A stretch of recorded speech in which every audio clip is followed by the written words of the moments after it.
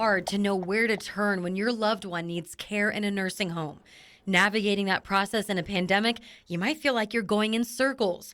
We could all use a compass to find that care.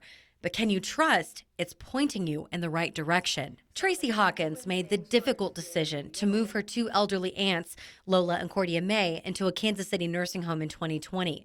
It was up to her to make sure they received proper care, especially once the COVID-19 virus emerged. One had lung cancer and the other had Alzheimer's disease. Both of them needed to be protected. But making sure they were protected was a struggle. It was a fight every step of the way. From the time both of my aunts were in the nursing home, there was always a fight. Her aunts passed away before the vaccines came out, something she said could have helped in that fight. And they also died before the Centers for Medicare and Medicaid Services, or CMS, started posting COVID-19 vaccination rates on the Medicare.gov website. For the past 5 months, CMS has made this information readily available. By using the Nursing Home Compare tool, you can search for a nursing home by zip code or city, browse through the homes in your area, and pull up the vaccination rates for staff and residents. There, you can compare the rates to the state average. We track the vaccination rates for staff and residents from a sampling of 160 nursing homes in Missouri and Kansas for 6 weeks, starting in late October. The yellow on our spreadsheet shows nursing homes with rates lower than the state average. The green are facilities who reported that 100% of their staff or residents were fully vaccinated.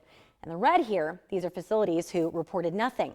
But in the middle of tracking these numbers, our investigation took a turn when we asked CMS who verifies these numbers on their website. CMS told us they rely on the nursing homes to self-report. CMS does not verify this data, and they told us it's generally accurate. Unacceptable. Tracy was shocked to hear our findings. How can anyone with a loved one in a nursing home or a care facility have peace of mind? It's inexcusable. It cannot be allowed, and I don't know why it's okay. We also shared our findings with Mitzi McFatrich with Kansas Advocates for Better Care, a nonprofit that advocates for long-term care residents. Vulnerable older adults who basically are captive in a building are at tremendous risk. Mitzi says she's not surprised the data is generally accurate, referring to a 2015 government report that found CMS wasn't verifying staffing levels. So, is it even possible to verify vaccination data? Of course it is. She says look no further than state and federally required background checks. That's been in place for a number of years.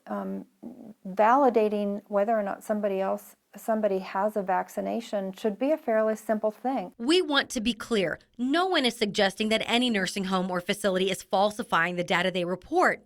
But Mitzi worries the opportunity is there. When you have self-reported data that is not audited by the government, either federal or state, or not validated during the survey inspection process, what you do is you leave a giant door open for facilities that want to game the system. It is so hard right now to know who to trust, if to trust. Linda Mowbray is with the Kansas Healthcare Association, which represents more than 250 long-term care providers.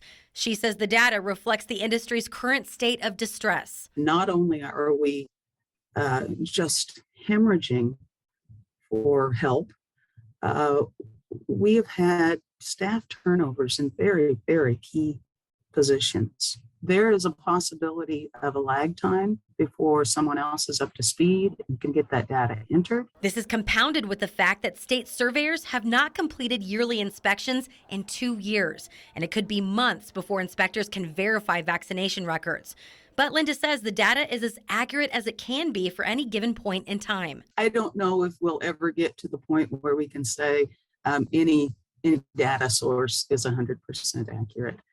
There's human error, there's technical glitches. Tracy hopes the CMS vaccination data will have added accountability. It's life-saving information. Especially when families have to navigate this difficult decision. If you had a loved one in a care facility or a nursing home, would it be okay if the data is not up to date?